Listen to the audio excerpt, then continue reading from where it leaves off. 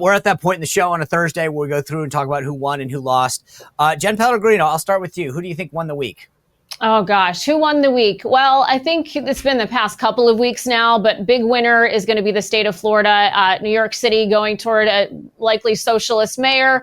This is the direction the blue states want to go. It's driving a lot of people down to the sunshine state, even more that have traveled back down there in the last few years. You've got mayors of Florida saying, hey, come on down. We're a great place to live. A lot of prominent people moving down there. So I think Florida's the place to be, and they're a winner right now. All right. Then who lost? Come back to me on that one. All right. Steve Cortes, tell me who you think won and lost.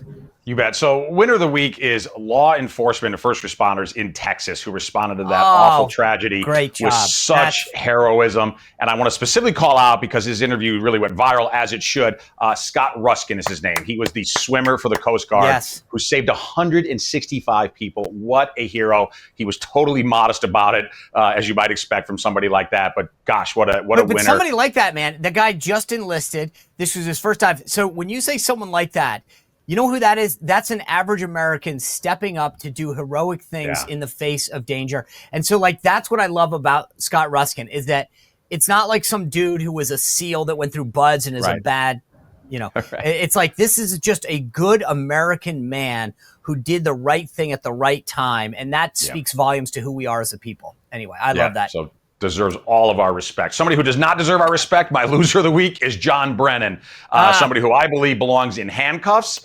Somebody who thankfully is being investigated again. He should be investigated for what I believe were crimes against this country, at least lies, possibly crimes against this country. Somebody who is constantly on the airwaves and touted as a supposed foreign policy expert. I think he is being outed, and he should be. Good.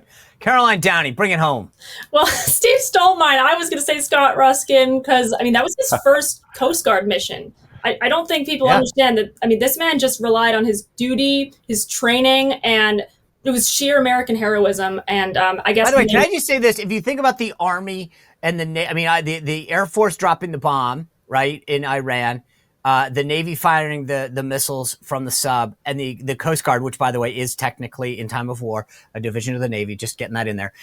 This has been a great, and then the Army's 250. What a great couple weeks for our military. I didn't mean to interrupt you, Caroline, but I'm glad I'm just trying to give you a lifeline there. Oh, no, fully agree. I think the loser, I mean, especially having friends who, just had children, the Texas story has been so harrowing on so many levels for, I think, the whole country. It's unfathomable. It's hard to wrap your head around. And honestly, the losers are the ones politicizing it.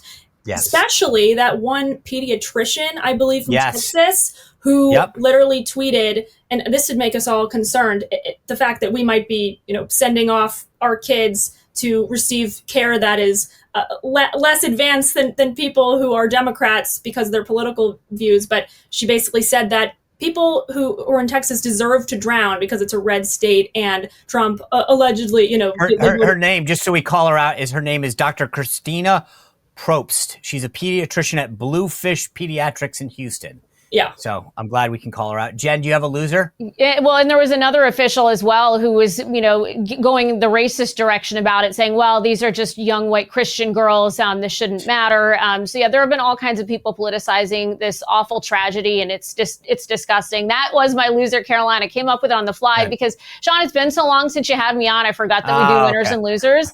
But quick note, if I may, have to give a shout out to one of our dear friends, Jessie. She's behind the camera. Her son just joined the Coast Guard.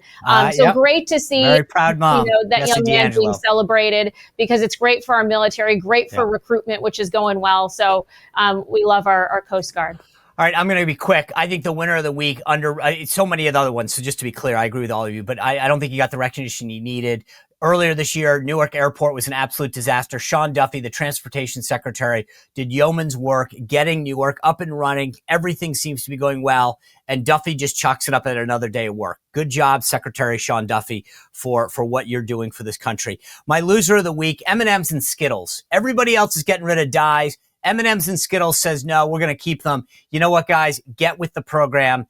Get rid of your artificial dyes. We all know what they do. Get on board on the MAHA movement. Well, if you enjoyed this content, make sure to like this video, subscribe, and click the notification bell to get more.